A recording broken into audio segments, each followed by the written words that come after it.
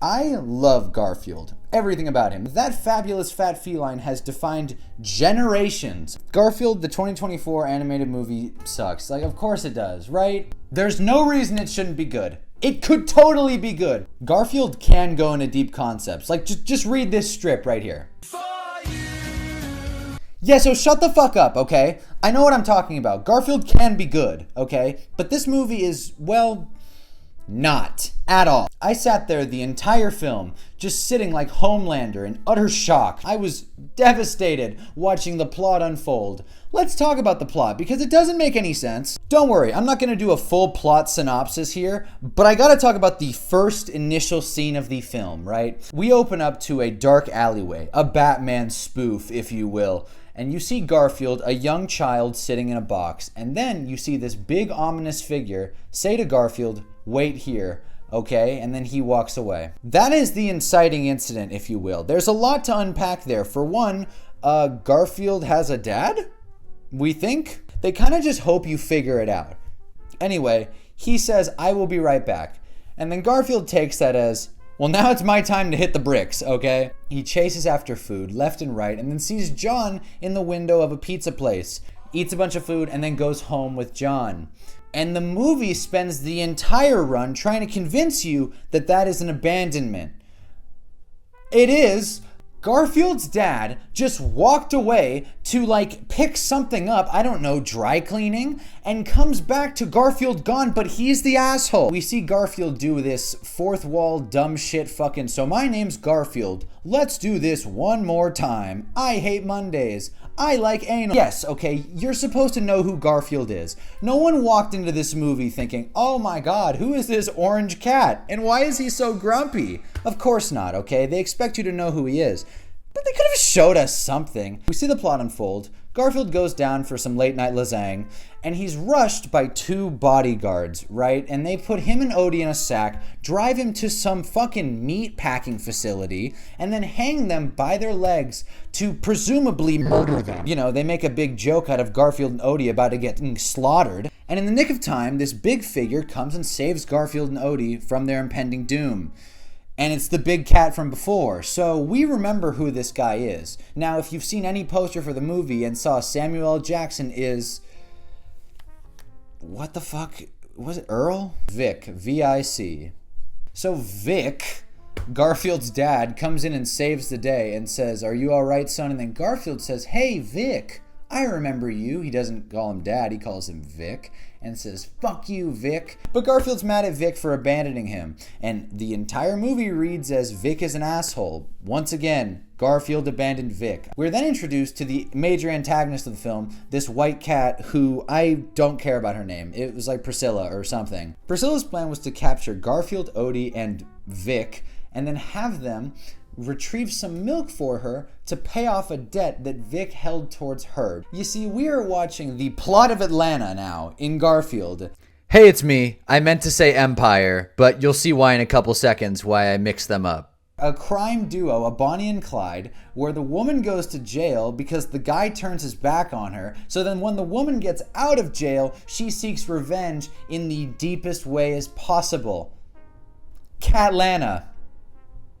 So now you know the O plot, and by O I mean only plot. The plot's kind of gaslighting us, but you know what else sucks? The characters, because ultimately the creators lied about everything. You lied about your characters, you lied about having a good story, you lied about Nermal and his best friend Odie, okay? You lied about the only studio that can offer you some help. Fuck a rap battle, I'm done. The characters suck too, obviously. Garfield sucks, Odie doesn't talk.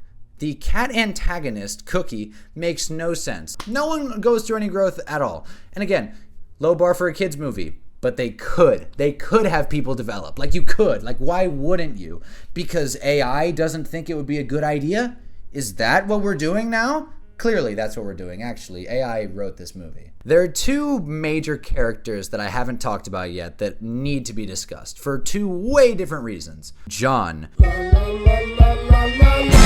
John is a very important character in the Garfield comics, maybe the second most important, third at the worst. He's barely in it. He has one joke. A funny one, he's on the phone with some bot and he has to press a number and he can't get through, and it's kind of funny because the whole thing feels very arbitrary. However, that's his only joke. In fact, at the end when he reunites with Garfield because Garfield goes missing, he says, "Garfield, you're not going to believe this fucking phone call I had." That's John's entire character. It's not that he doesn't have an arc, it's that he has one joke and no personality. You see what I mean? There's one more issue with these movies' characters, and as you can see, I've gotten very close to the mic to articulate this. This is very important to me.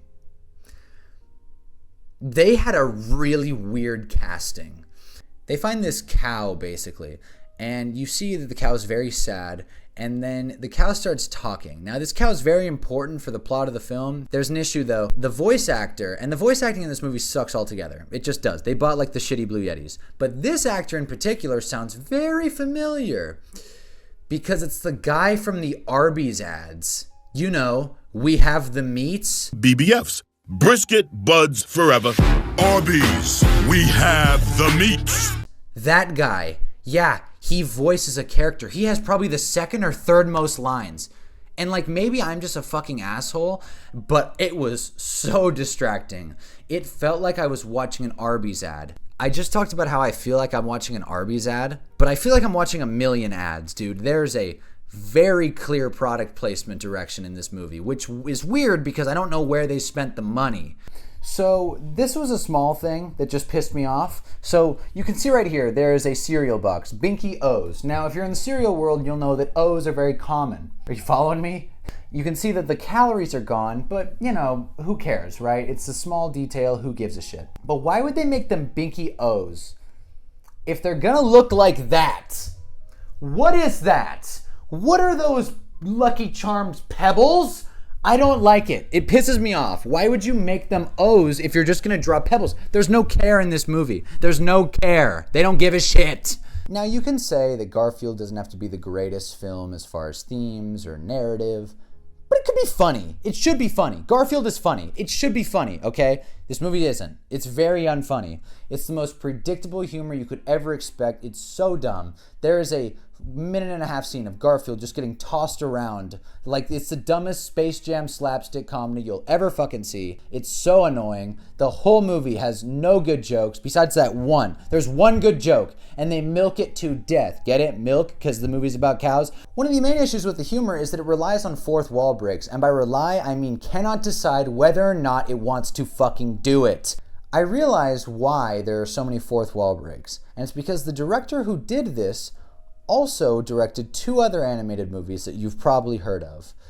The Emperor's New Groove, which is notoriously funny and has a lot of fourth wall breaks, and Chicken Little, one of the worst movies to ever fucking exist. Pretty wide spectrum, don't you think?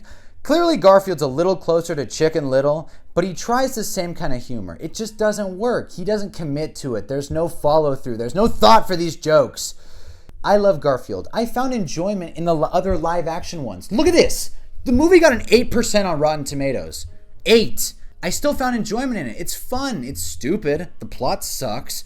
But at least it's Garfield. This movie isn't Garfield. This could be any character. This is just like Hop. It just doesn't need to exist. But look, it's so straightforward. It makes you feel really dumb for paying for a movie ticket to watch the animated Garfield movie starring Chris Pratt in 2024. It makes you feel dumb. It sucks. It could have been an allegory for abandonment. It could have been an allegory for getting over depression, because that's Garfield's whole thing. I showed you the comic strip. Garfield needs to appreciate how to love life. You could have done so much with this, and I get it. It's for kids. But you could also make it good. Ugh. I want to end this video just by reading off some of the funny notes I had, because by the end of this, I was just typing angrily in my phone. Garfield spits a literal Kamehameha fire wave from his mouth on some real Piccolo type shit. They were also out of popcorn buckets. I don't know why I put that at that moment. No one's gonna tell me my hair looked that dumb. Jeez, guys. Cows falling in love. Am I on Garfield or am I on Hinge? I thought I wrote funnier stuff. Jesus Christ, I hated this movie. So, I know I sound like the cranky adult who rips on kids' movies, and I guess that is literally what I am. But I just want them to be better. You know, Spider-Verse was good, and there's a bunch of good kids movies. Fuck. Emperor's New Groove is great. This one just didn't stick. And I'm annoyed not because it was a bad movie, but because it had no love. So next time you want to make a Garfield movie, call Hannah, because I know what the fuck I'm talking about. I think that was good. Was that good? I hope so.